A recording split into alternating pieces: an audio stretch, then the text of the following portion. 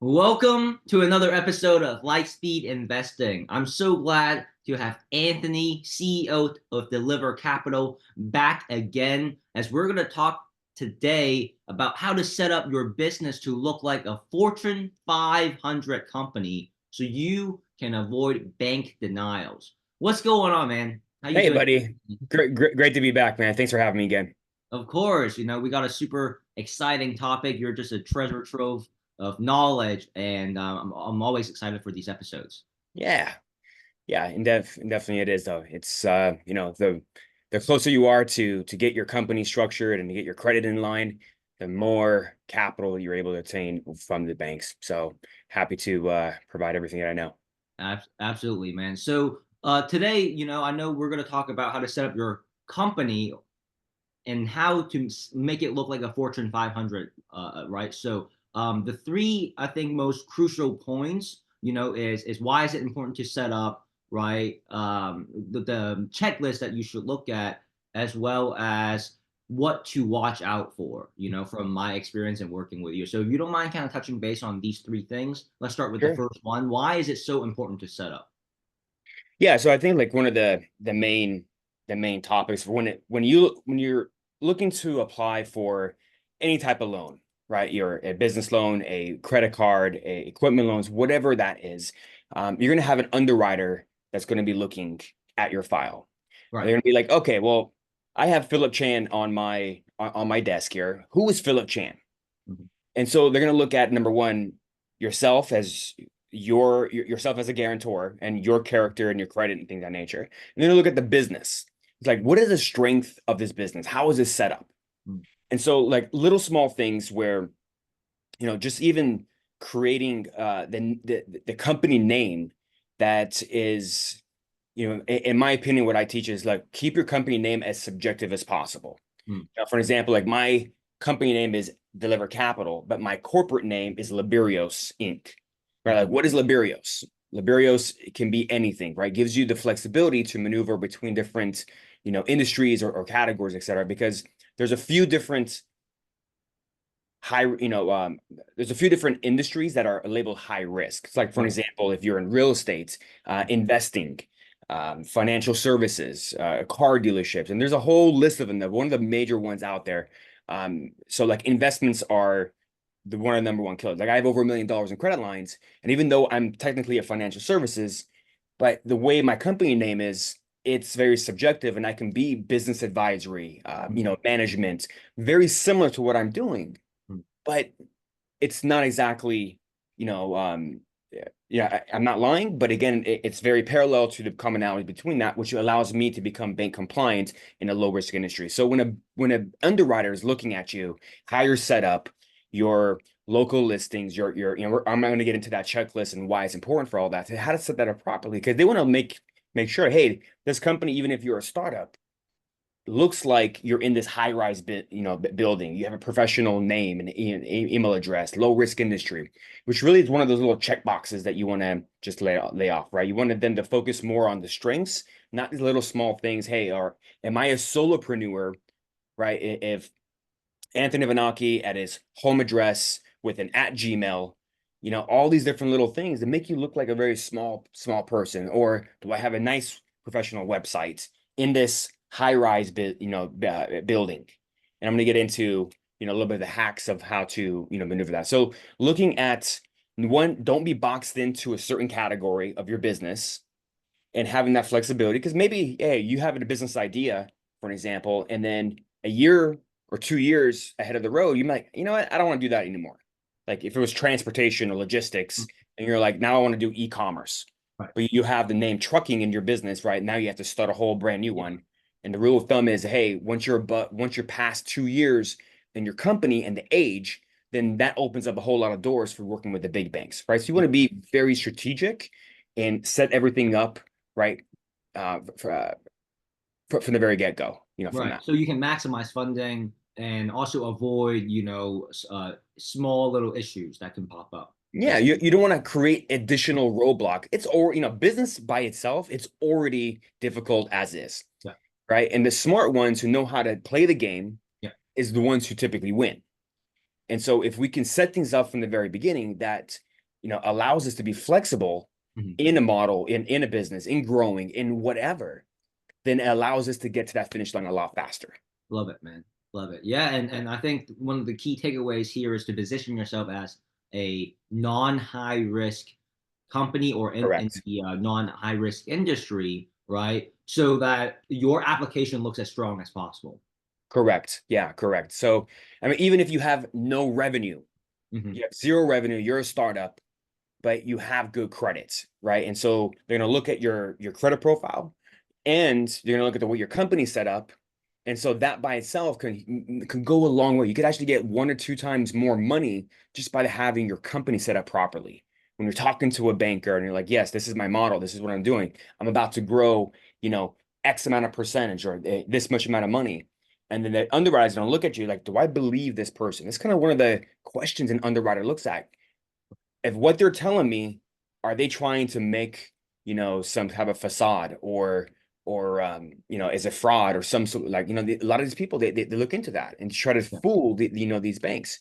So just having things set up properly, and it will go a long way just in multiple multipliers.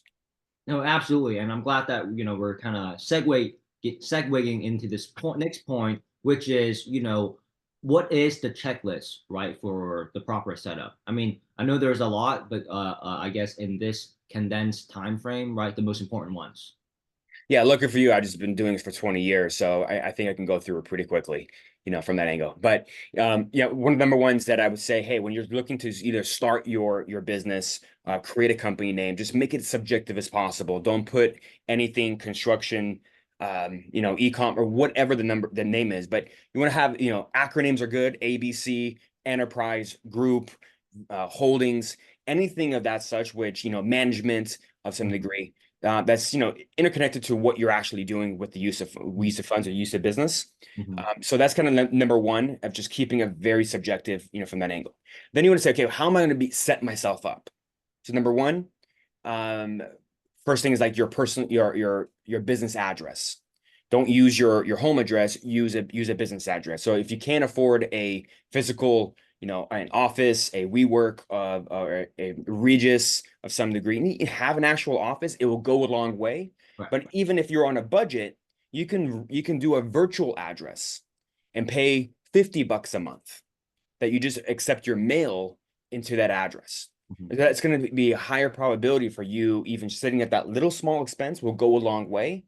I've done it for many, many years before I had my own physical office with my team.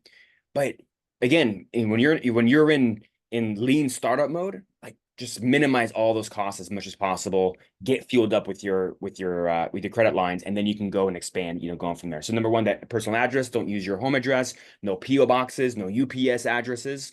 Right? Because these lenders have technology that they can pull your address, and automatically it's going to pop up. Is this a PO box? Red flag. Right. And even though a home address, I'd rather have you use a home address at worst case scenario versus a PO box or a UPS address. Um, it, it won't make you look as strong, but it's much better than having, a PO box, if that Right. makes sense.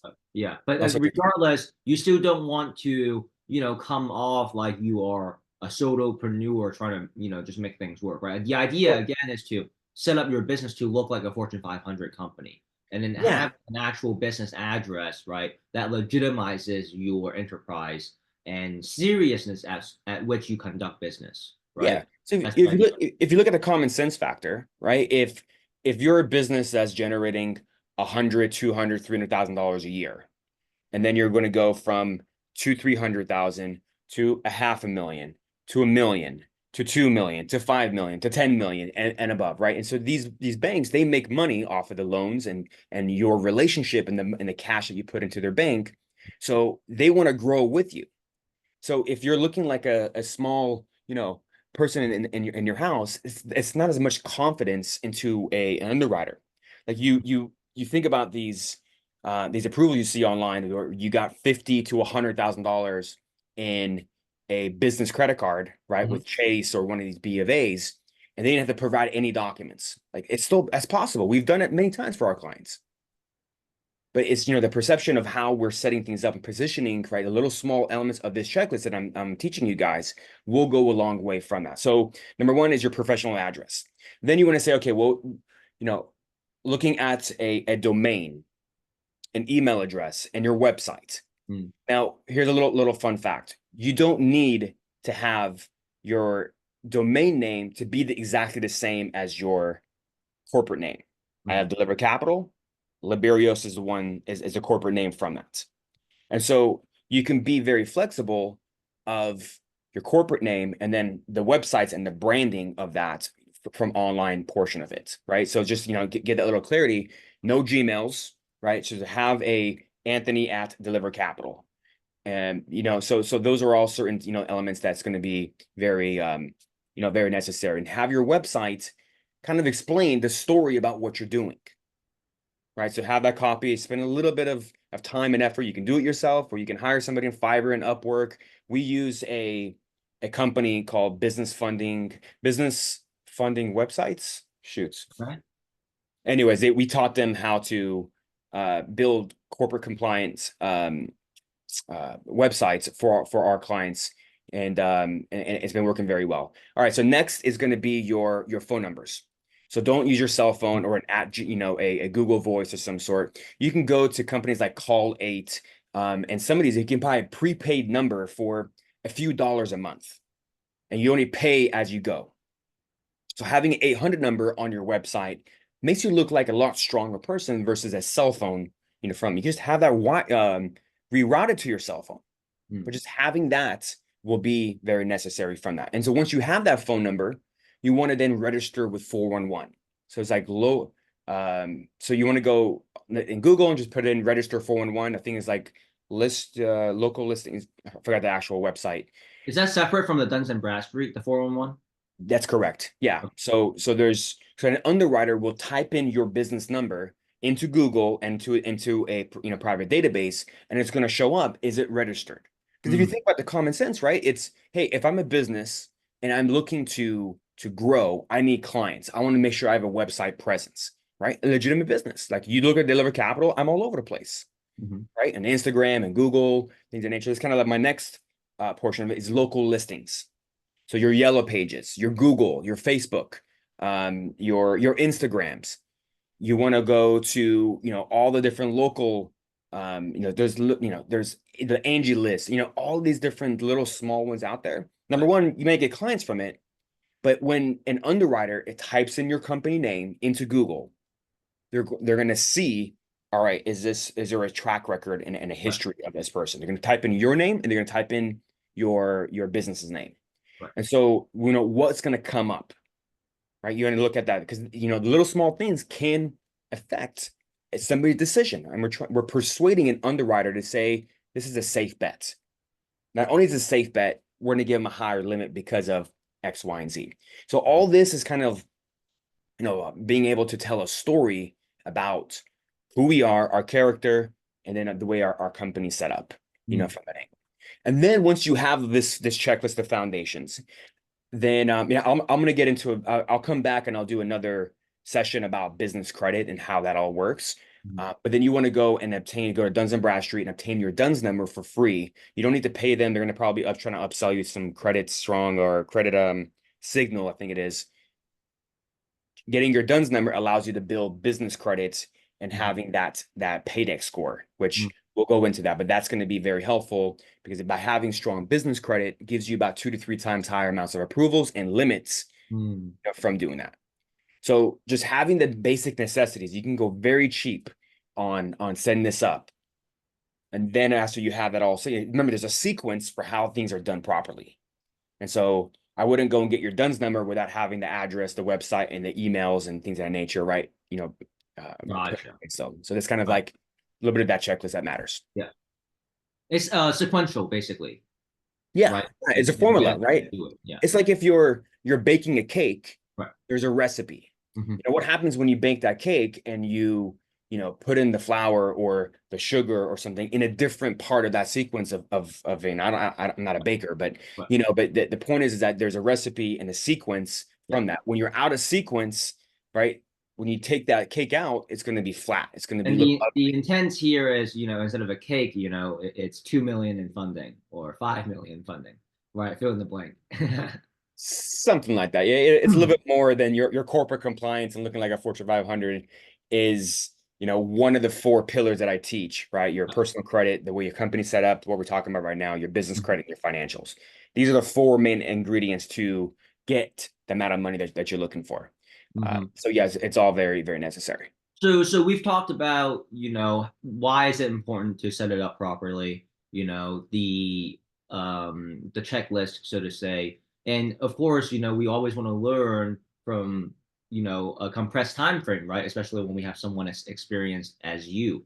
Mhm. So in regards to mistakes, right, pitfalls, what to watch out for, right, from that perspective, what do you have to say is important to pay attention to? I mean, number one is, as I mentioned before, is your story for who you are, what you're doing, where you're going, and why this is the best business in the world, and why every single bank should want to work with you. Gotcha. And so, as you're describing this story, you need to be able to have your corporate compliance, a checklist to help validate, a portion of that story of who you are and what you're doing, right? So it's not the full picture, but it is a portion of that picture that will matter. And so, does your online presence reflect what you're saying? As far as the company, who you are, and then just having, I do marketing and I do all this. Well, if they look you up, they're going to see certain maybe funnels and landing pages and, write-ups and stuff that will matter from that. Gotcha. Right now, also, I would say the bank technology, a lot of the resources, especially with this new wave of AI. There's one bank in particular I'll describe. It's called Citizens Bank, right? Mhm. More on the East Coast, Okay. that they know exactly when you created your email address. Okay. That's how sophisticated and dialed in they are with their technology, Mm. because somebody who buys for an example, these aged companies, the aged corps, and they try to put this facade on, and you're setting up your company, and they say, yeah, I'm a 5-year-old company, but you just bought it last month. Hmm. So they'll know, hey, Gotcha. you just established this email address last week, last Right. month, Right. but you're saying you're a 5-year-old company, right? The little small things like this, um,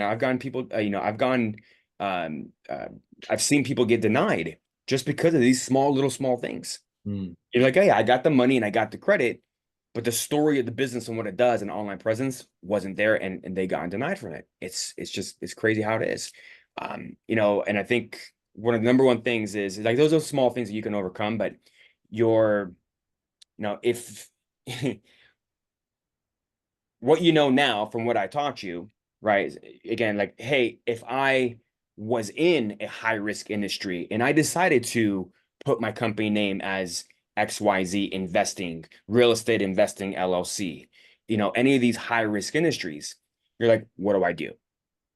Do I have to shut down my business and have to start all over because now I have to restart the clock for being a startup again? I always advise like, hey, have multiple companies and LLCs, because hey, with one goes down, you have a backup, right? And just kind of, depending on how well you want to play this game. Mhm. But if you're in a high risk industry, or you put your name incorrectly, or you changed categories of one business and now you want to do something else, change the company name. You can register and change the company name, which means that you have to make sure that the information, right? If I go from, uh, Real Estate Investing LLC to, ABC Enterprise LLC, right, in your state, you need to update the Secretary of State, have that reflect online, go to your IRS and make sure that that's in sync, change the bank, your bank account. So it just has to sync in everything. Well, Your it's credit just congruence, right? Like what you're really getting at is like congruency, congruence, right? confluence, and then like synchronicity, right? To make sure everything checks out, Yeah, basically. Yeah. exactly. It's like when a bank looks at you, they want to make sure they have multiple sources to verify, does it all check out? Yeah. If one or two or three things are off base, it'd be like red flag, either Right. denied or I want more information, and they're gonna dig Right. really deep. It's You know, just like, are you who you say you are, from multiple inspection points? yeah. I mean, even for a banking purposes, I think that's important, but even just for your customer base.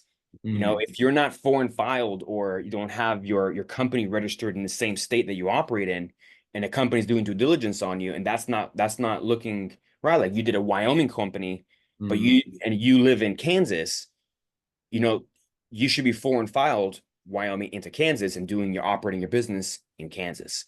gotcha. If it's not, then somebody can look at you and be like, that looks kind of funny. Are you shady? Are you Mm, doing something right? Why aren't you in your state that you live in? Like little small things like that, right? yep. This is how a banker and underwriter looks Right. at. Yeah.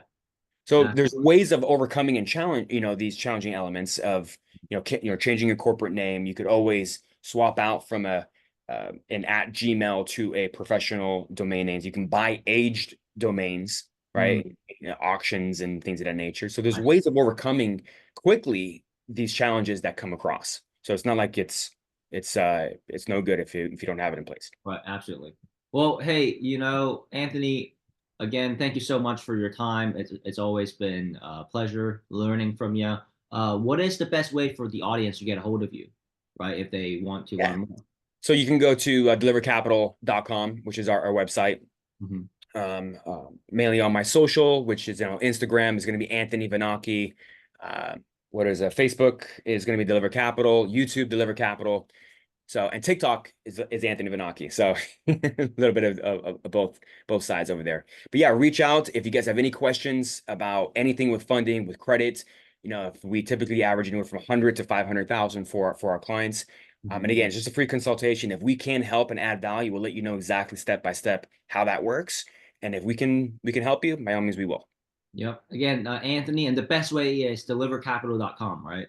Correct. Yeah. Anthony, look him up at delivercapital.com. Hey, thanks again for being a valued guest here on Lightspeed Investing's podcast. And I look forward to speaking with you again and learning some more. All right. Indeed, buddy. Thank you. Appreciate you. Thank Bye-bye. you. Take care.